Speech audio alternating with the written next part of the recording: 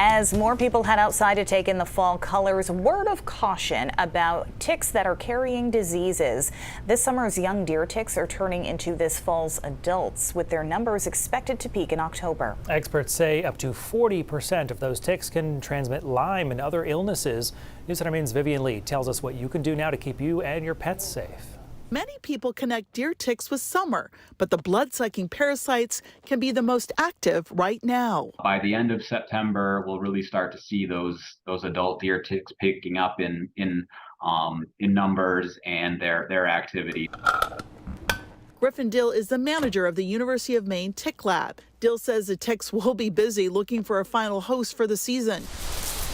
Their favorite habitat is to quest in low-lying vegetation and leaf litter. That activity only slows down when temperatures drop below freezing for an extended period. But tick season is a year-round problem because of warming winters due to climate change. The Tick Lab, which identifies and tests tick samples for a small fee, has received more than 900 tiny ticks, known as nymphs, this year, nearly 400 more than last year. A little concerning there for sure. Of course, those nymphs will be this fall's adults.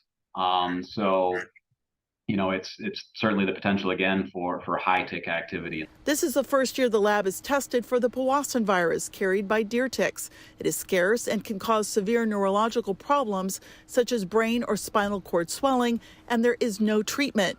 The virus has only been found in about a half a dozen tick samples sent to the lab.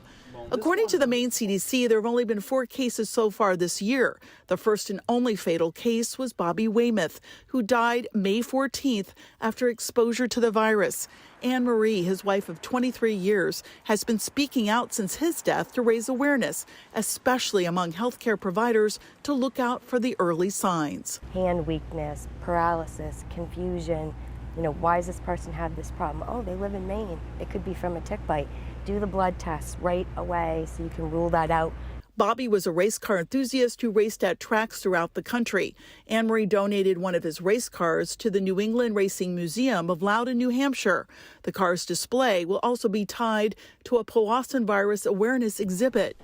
Experts say always do tick checks on yourself and your pets, wear protective clothing, and use an EPA-registered repellent outdoors.